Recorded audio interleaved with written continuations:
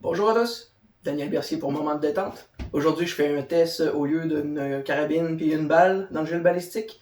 On va tester, je prends mon arc avec des flèches.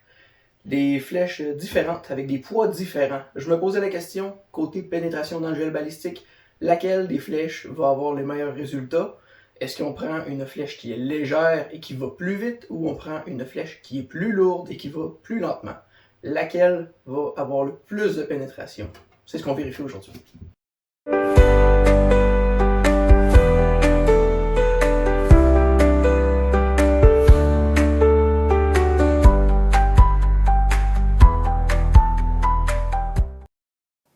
Les trois flèches utilisées pour le test sont la Maxima Blue Strike, la Predator 45-60 et la Easton Axis 5 mm. Pour la Maxima Blue Strike, un poids de 20,59 g est enregistré, 24,73 pour la Predator et pour la Easton Axis 25,11 g. Je suis en place pour faire les tests. Les tests de chaque tir des flèches, ça va être exécuté à 20 verges. En ce moment, j'ai mon Garmin Zero qui est en place. Je vais tirer les flèches de la plus légère jusqu'à la plus lourde. On va enregistrer la vitesse de chaque flèche. Je vais pouvoir faire un résumé après. Quelle flèche avec le poids, la vitesse et la pénétration. On va voir laquelle va pénétrer plus. Est-ce qu'une flèche qui est plus légère mais plus rapide va pénétrer plus qu'une plus lente mais plus lourde? On va vérifier les tests tout de suite après. Je vais vous faire une compilation. En attendant, on récolte des données.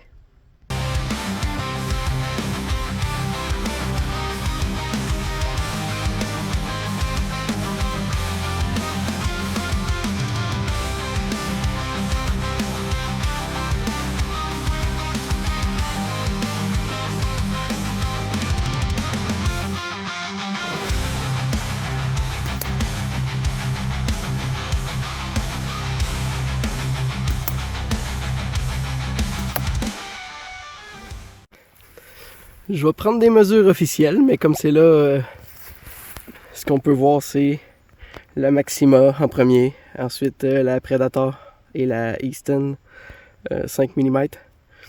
De plus en plus pesant, on voit, même si les poids n'étaient pas si différents que ça. Il n'y avait pas un si grand écart que ça dans les poids et dans les vitesses, mais on voit que les données sont précises. Le gel balistique, c'est une donnée qui est très constante.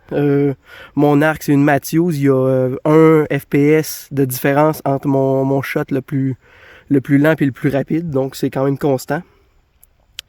Le Garmin Zero est très efficace aussi, c'est très constant. Les unités les mesures qui sont prises sont très précises. Puis on voit que malgré qu'il n'y a pas une très grande différence sur les poids, sur les vitesses, on voit le résultat est concluant, là, ça parle. Donc ici dans l'ordre, la Maxima Blue Strike pour un poids de 20,59 g avec une vitesse de 276 pieds secondes, une pénétration de 40 cm. La Predator pour un poids de 24,73 g, 256,5 pieds secondes, 41,3 cm de pénétration. Et pour la Easton 25,11 g, 254,4 pieds secondes, une pénétration de 45,6 cm. Donc exactement dans l'ordre qui est établi par le poids, plus c'est pesant, plus qu'il y a de pénétration. Donc en conclusion, qu'est-ce qu'on peut retenir de ce test-là? C'est par curiosité pour voir qu'est-ce qui se passe avec la pénétration. La flèche, c'est sûr qu'on va choisir celle qui va être la plus précise. C'est ça qui va être le plus efficace sur le gibier. Aucune question à se poser là-dessus. Mais ma curiosité a été vraiment quand même satisfaite parce qu'on a démontré que si on a le choix pour avoir plus de pénétration, si on a le choix entre une flèche qui est légère et rapide, il va être préférable pour avoir plus de pénétration d'en prendre une qui est plus lourde, même si elle va moins vite.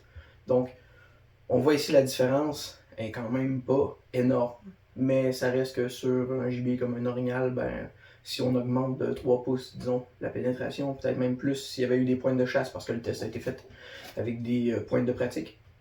Avec des pointes de chasse, est-ce qu'on aurait eu un plus gros pourcentage de pénétration de plus? Peut-être, ça peut avoir un impact, C'est sûr que la Easton est plus mince, donc un avantage sur la pénétration. La Predator a eu plus de pénétration que la Maxima, malgré que la Predator, elle, est plus large.